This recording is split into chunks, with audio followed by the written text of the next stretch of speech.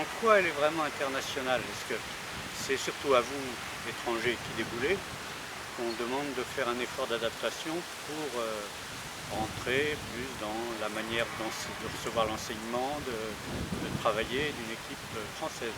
Non? Je dis ça c'est comme un fait, hein, c'est pas... Qu'est-ce qu'il faudrait pour que ça soit vraiment international? Bah, je crois que bon, bah, cela est vrai et faux à la fois, puisque c'est très complexe. Bon, déjà au niveau de notre communauté, bon, j'en ai pas connu d'autres, c'est comme ça, je ne suis pour rien. On a déjà un avantage, les étrangers sont majoritaires et les Français sont minoritaires. Bon, ce qui ne veut pas dire que les étrangers font la loi, mais ça me gêne un petit peu d'employer le mot étranger, puisque avant tout on est frères, quoi. Et c'est ce qu'on veut, on veut trouver et mettre en valeur à l'Assomption, quoi. Bon, après il y a les sensibilités des uns et des autres, et c'est pas seulement le fait de venir dans notre pays. Je vois aussi parmi les frères français, ils ne sont pas des mêmes sensibilités. Donc tous ces problèmes-là se mélangent et ça fait en plus ça donne quelque chose de plus complexe encore. Mais comment je ferais une communauté internationale?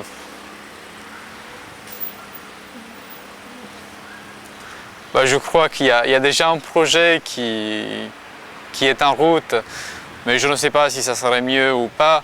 C'est d'essayer justement de fonder une communauté avec des frères qui viendraient un peu de partout, quoi. Mais que ce ne soit pas dans leur pays, qu'ils soient dans un pays neutre, quoi, pour vivre vraiment cette internationalité. Mais là encore, parce que on est des humains et on est comme ça, on s'amène avec soi. De toute façon, on restera soi-même. Mais pour vivre vraiment l'internationalité, je crois que c'est aller au-delà de nos habitudes, de nos coutumes, et essayer de s'ouvrir un petit peu à l'autre. Bon, après, comment ça se passe dans la réalité, dans la vie quotidienne, c'est encore une autre question. Moi, de mon côté, j'ai essayé de... Bon, j'ai pas attendu que l'autre vienne et qu'il me tend la main, quoi. J'ai essayé d'abord moi-même à faire le premier pas et m'intéresser un petit peu à ce qui fait la culture de l'autre, ce qui fait son histoire, voilà. Bah, de mon côté, en fait, ce que j'ai fait, c'est... Je me suis dit, avant de commencer les études à l'Assomption, je vais me donner une année où j'ai passé à l'Université du Mirail ce qu'on appelle un DAU, un diplôme d'accès aux études universitaires, où on a parcouru durant toute une année un petit peu l'histoire, la géographie, pas que de la France, mais un petit peu de l'Europe entière, qui m'a permis d'avoir déjà un autre regard que celui qui nous a été donné dans le pays durant le régime communiste, où j'ai fait la plupart de ma formation. Bon, c'est déjà avoir une ouverture et comprendre l'autre, quoi. Je crois que déjà, si on sait un petit peu pourquoi l'autre réagit de telle manière ou de telle façon, on a déjà un préacquis, quoi. On va pas réagir de la même façon parce qu'on sait que ça ne sert à rien, ça va amener quoi, la tempête, en fait. Je crois que parfois il faut laisser une petite partie de soi-même et accepter que l'autre ait une petite place.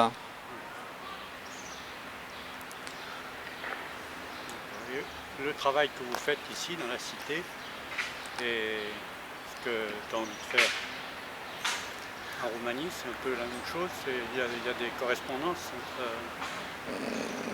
On va dire... faire en Roumanie plus tard. Déjà, bon, quand j'ai choisi la vie religieuse, donc comme je l'ai dit tout à l'heure, c'était pour l'aspect missionnaire. Donc là, c'est la question inverse. Qu'est-ce que je pense faire en Roumanie?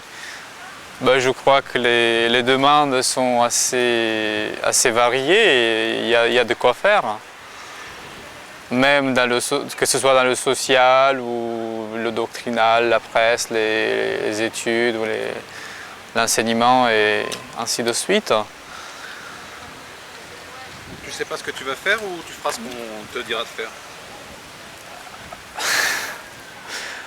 Moi, ce qui me plairait, c'est la pastorale, quoi, être près des gens, puisque j'ai vécu une grande partie de ma vie avec eux. J'ai grandi là-bas, donc je sais un petit peu par quoi ils sont passés et qu'est-ce qu'ils souhaiteraient vivre, et essayer de bâtir une nouvelle église, si on pourrait le dire comme ça, mais c'est un peu révolutionnaire de regarder ça sur cet angle-là, quoi. Et puis peut-être trop tendancieux, je ne sais pas. En fait. Tu penses que ton séjour en France t'aura aidé à être révolutionnaire dans l'église roumaine?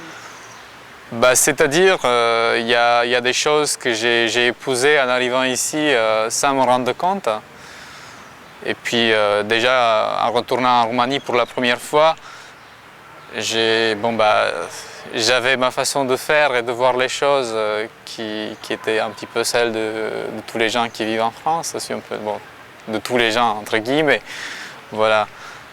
Et je me suis fait un petit peu tirer les cheveux, quoi, que ce soit rien que par le fait de partager un petit peu ce que j'ai vécu ici avec mon curé. Ça l'a tout de suite, ça lui a fait un petit choc. Donc on voit bien que ça marche pas toujours, quoi.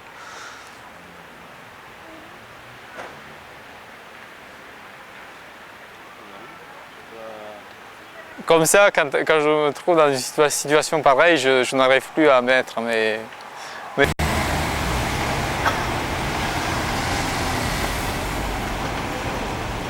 C'est parti.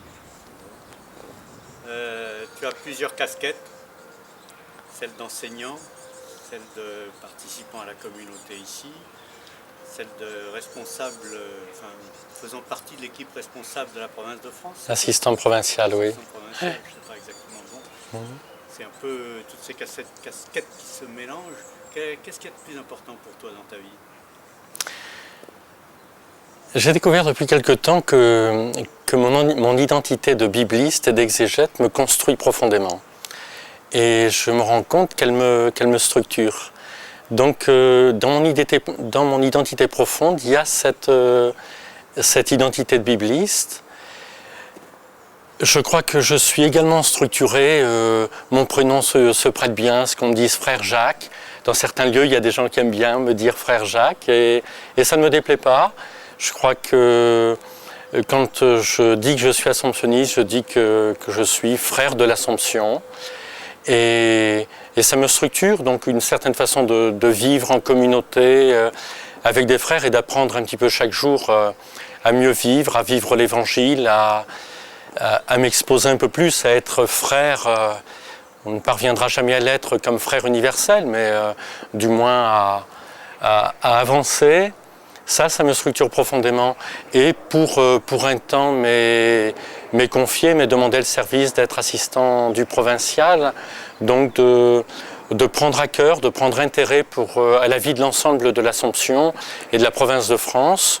Ça, c'est quelque chose qui fait profondément partie de ma vie, qui modifiera sûrement sur le long terme ma façon d'être frère de l'Assomption.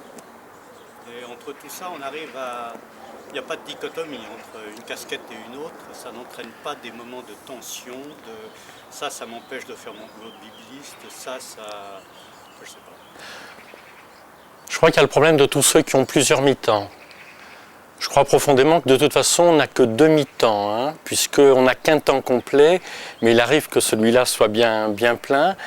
Quelquefois, mes frères me disent que c'est que la charge est peut-être importante.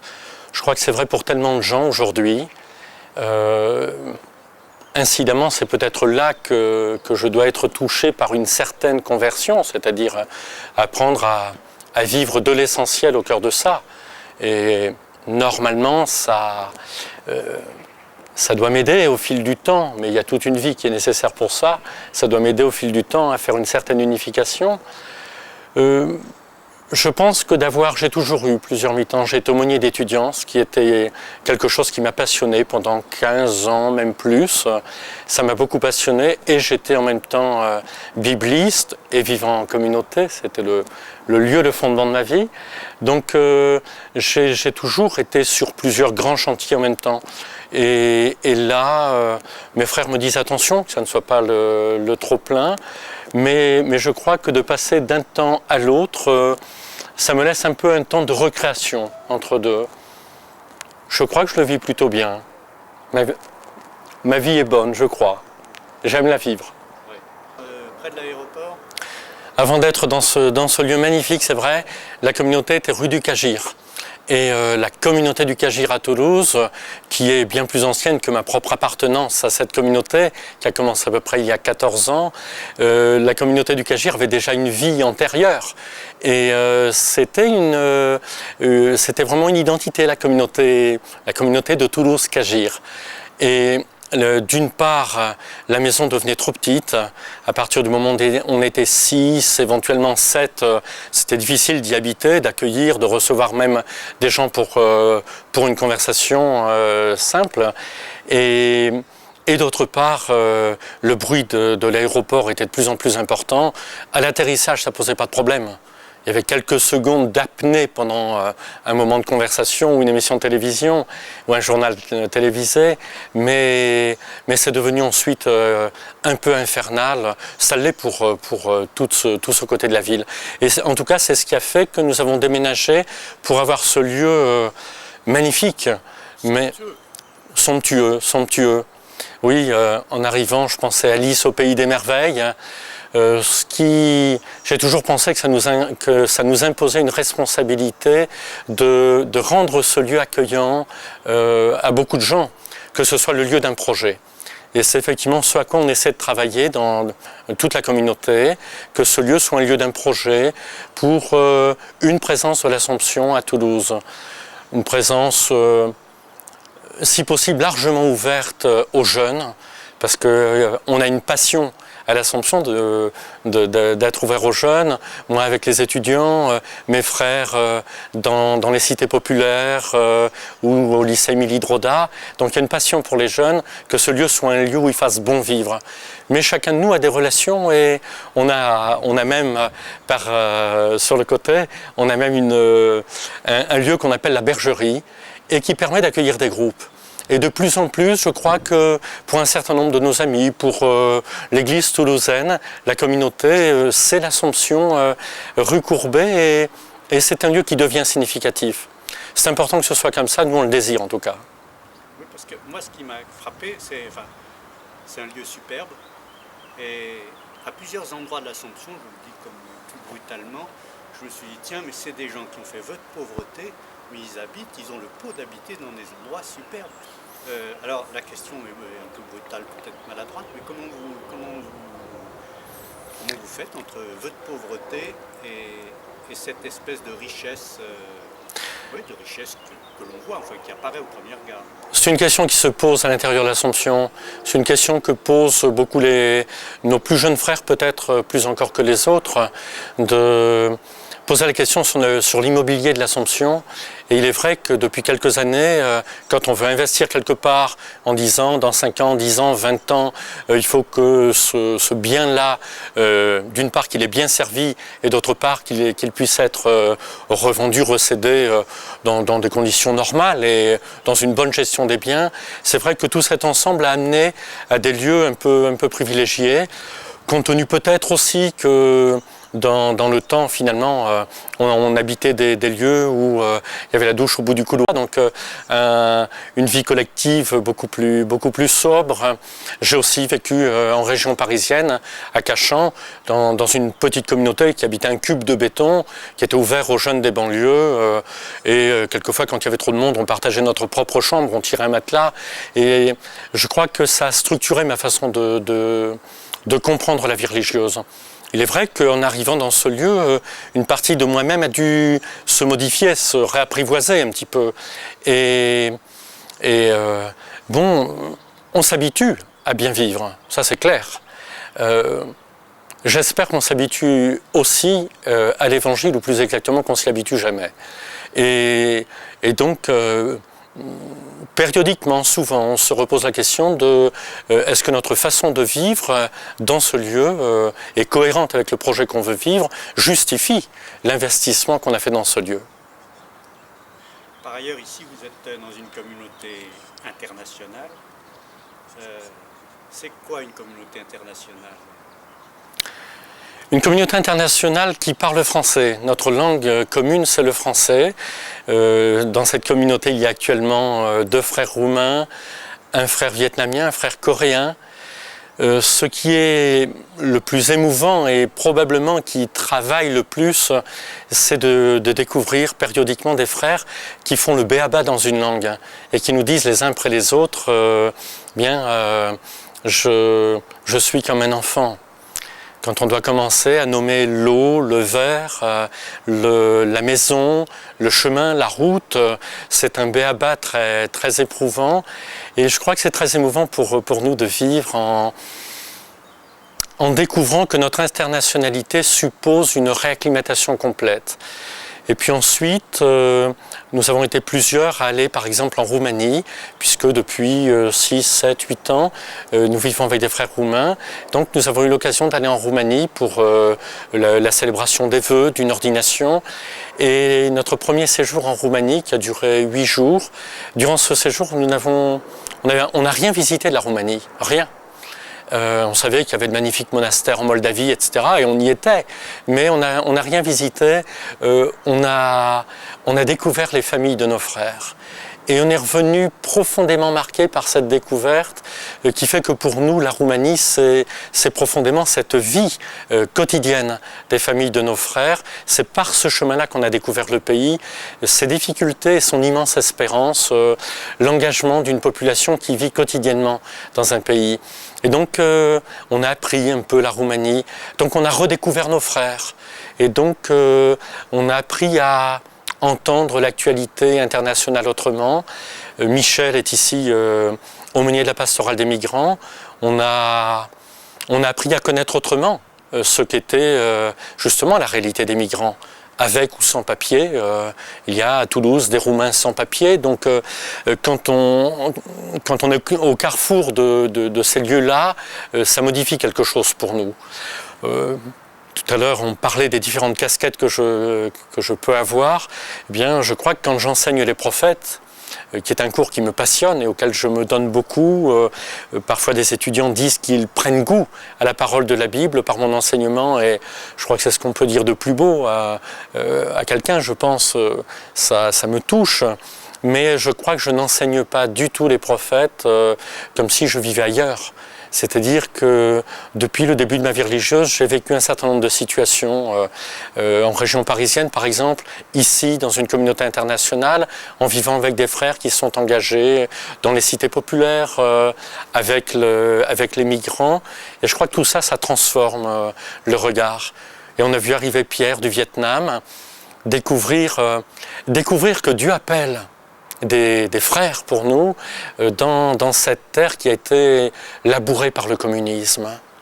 Et voir des frères debout, qui aiment leur pays, qui sont extrêmement conscients de ce que ça représente humainement et politiquement, et aussi pour la vie de l'Église, pour ses risques, pour ses difficultés pour encore probablement plusieurs décennies. C'est très émouvant de voir ces frères qui disent « mais moi je veux vivre l'Assomption pour le Vietnam ». On dit, mais au Vietnam, il n'y a pas de communauté. Ils répondent, mais j'irai. Et c'est très, très émouvant. Ou de voir Joseph, qui est coréen, qui fait ses tout premiers pas, ses premiers balbutiements dans la langue française, et qui nous dit lumineusement que le Christ a touché sa vie, sinon il ne serait pas ici en train d'apprendre le béaba d'une langue, qu'il a vécu avec des frères, et des frères belges, français, américains, qui s'ils découvrent une autre dimension encore. Et je crois que il y a 20 ou 30 ans, nos aînés ont vécu l'internationalité au noviciat dans les maisons d'études. Nous la revivons. Et c'est très surprenant, dans une vie communautaire très internationale.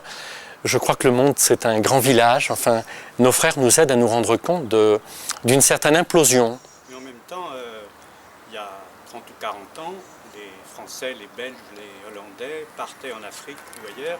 Ils étaient missionnaires.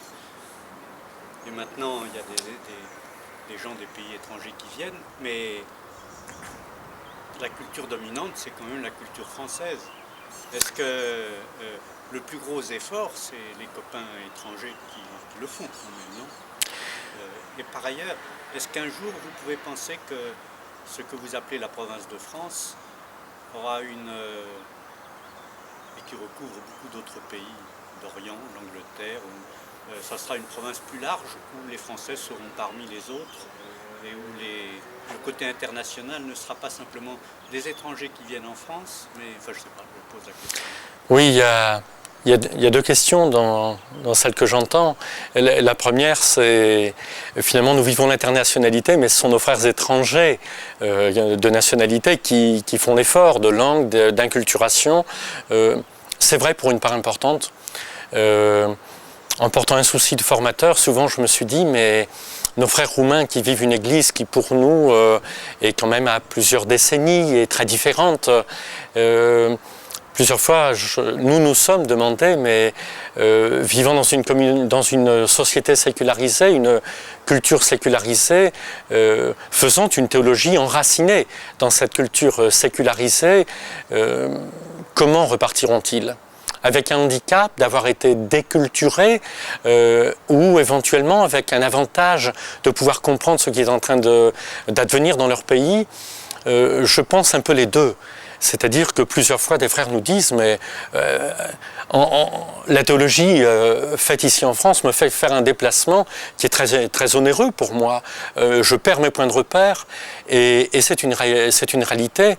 Mais en même temps, quand on voit à quelle vitesse bougent, évoluent des pays qui se sont affranchis du communisme, qui doivent se restructurer et qui voient aussi arriver un libéralisme sauvage, eh bien, probablement que toute cette mutation qui se fait très rapidement. La dernière fois que je suis allé en Roumanie, il y a quelques semaines, l'évêque de Iași disait combien les familles sont déstructurées par l'émigration, etc. Et je pense que nos frères seront préparés à ce qui est en train d'arriver et que ça sera un atout important pour penser une église qui sera très très vite dans le futur, si on peut parler comme ça. L'autre question que j'entendais, c'est est-ce que la province de France, bon allez, je vais exagérer, pourrait devenir une province mondiale, hein, bien sûr, c'était pas ça la question, et c'est pas ça que je pense, mais étant peut-être à cause des responsabilités que j'ai dans la province, j'ai l'occasion de me poser avec plusieurs de nos frères la question des mutations qui s'opèrent. On parle un petit peu d'assomption européenne, parce qu'on voit bien que l'Europe se construit politiquement et donc nous aurons évolué, mais l'Europe se fait quelquefois par le sommet et on est en train de découvrir qu'on a le privilège de pouvoir la construire par la base. Et c'est probablement en vivant des collaborations, une forme de fraternité que nous allons découvrir, on est déjà en train de le faire, qu'il y a des initiatives européennes. Que nous gagnons à travailler avec la Belgique, avec l'Espagne, avec la Hollande. On est en train de voir poindre cette forme de collaboration qui fait que la structure qui pourra advenir viendra d'abord de ce que nous aurons vécu et eu envie de vivre.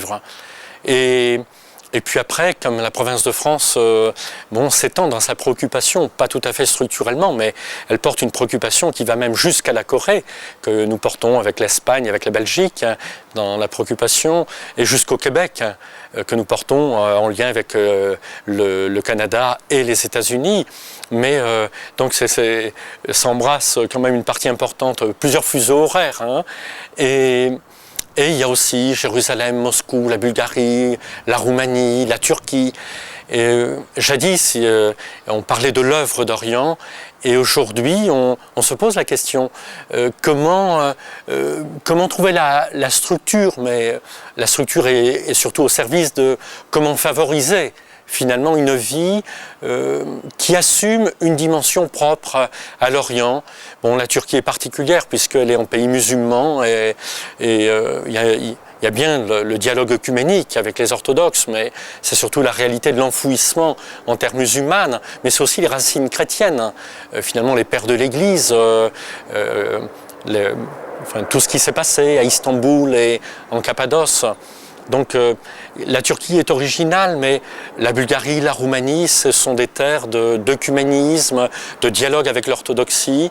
Et voilà, on est en train de trouver, il faudra qu'on trouve, mais ça se fera avec la vie.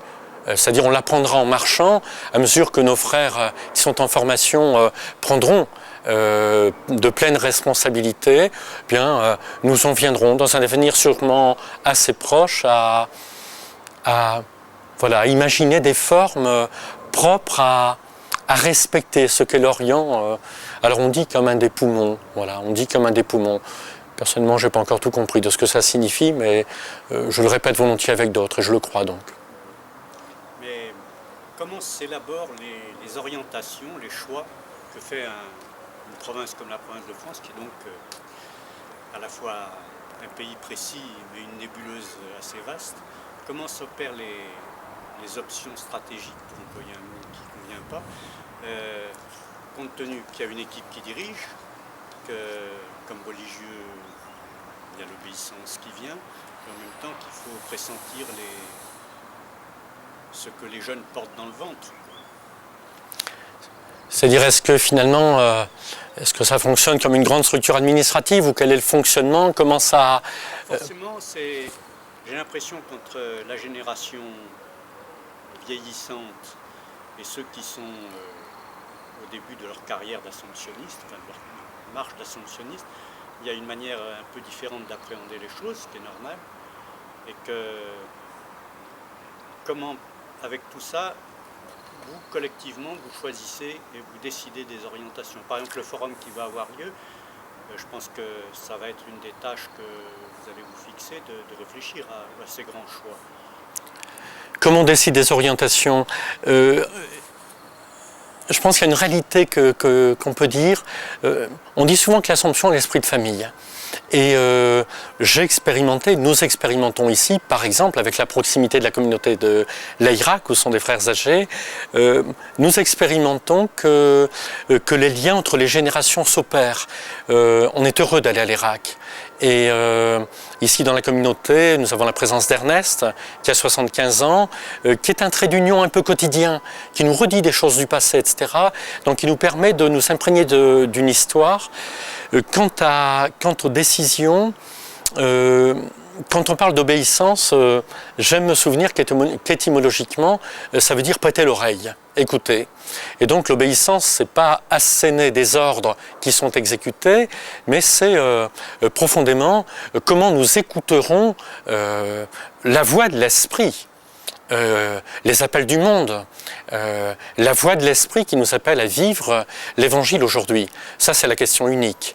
Et alors, on a des structures qui sont un conseil provincial qui est désigné par le supérieur général, le provincial désigné par le supérieur général, après avoir consulté l'ensemble de la province. Et ensuite, le provincial nomme son conseil, et c'est le conseil de province qui est élu par la province qui va le reconnaître. Et il y a ce conseil de province qui est composé d'une quinzaine de frères, qui est un organe vital. C'est-à-dire qu'il y a une sorte d'assemblée permanente. Elle ne se réunit que 3-4 fois par an, mais qui est une assemblée permanente pour penser, faire de la prospection. Et de rencontres, d'échanges, d'informations, de communication, de rencontres. Et je crois que c'est par cet ensemble, quelquefois un petit peu plus formel, quelquefois beaucoup plus informel, et toutes les rencontres intercommunautaires, les jeunes de l'Assomption qui souvent se rassemblent, comme on parle des week-ends de la jeune Assomption, avec également les oblates, les petites sœurs, les orantes, les religieuses de l'Assomption. C'est dans ce brassage multiple que on essaie de sentir l'avenir. Alors, bon, par exemple, le Conseil provincial, en ce moment, pense à le futur élargissement de l'implantation. Par exemple, à Bucarest, eh bien, il y a une décision qui revient au provincial, au Conseil provincial, mais qui s'opère en dialogue avec ceux qui sont sur place, avec ceux qui, ici, sont en train de penser l'avenir. On a un frère coréen, on attache beaucoup d'importance à ce que la communauté de Corée soit rencontrée, qu'il y ait des liens multiples, par fax, par internet, par rencontre, par visite, pour sentir les choses. La Turquie, par exemple, actuellement, nous n'avons plus que 2 frères, 3 frères, 2 à Istanbul, encore un tout petit peu à Ankara. Est-ce que la Turquie va mourir ? Ou est-ce que nous serons une sorte de coup de rein, nous et l'Esprit Saint, comme disait Pierre dans les Actes des Apôtres, est-ce que nous aurons un coup de rein pour imaginer un avenir? Et depuis le dernier conseil de congrégation, a été émise l'idée que la Turquie soit peut-être qu'on profite de ce lieu qui a une histoire depuis les racines chrétiennes et aussi dans le dialogue avec l'islam pour faire peut-être un centre d'études, de recyclage, de session. Comment nous pourrons tirer parti de ce lieu? C'est ça ou mourir? Alors, on ne fera pas ça pour éviter de mourir, mais en tout cas, il faut imaginer quelque chose. Et si on imagine quelque chose, ce qu'on doit imaginer, pour le moment, n'est pas encore complètement dans nos têtes. Mais je pense que là, on pourra vivre quelque chose d'inédit. Mais il y a un défi. Réussirons-nous à vivre cela ou pas? La réponse n'est pas encore donnée, mais on s'y emploiera. Mais quand on voit tous les thèmes qui ont été abordés au dernier conseil, où j'ai lu la liste, qui font partie des choses importantes pour vous, il y en a une bonne liste, et compte tenu de vos forces, vous ne pourrez pas répondre à tous les appels que cette liste implique un petit peu. Donc c'est la réflexion sur les priorités qu'il y a à vous donner, qui sans doute est difficile compte tenu du vieillissement pour une bonne part de vos effectifs, du recrutement qui n'est pas colossal. Quels sont nos... Quels sont, à toi personnellement, ouais,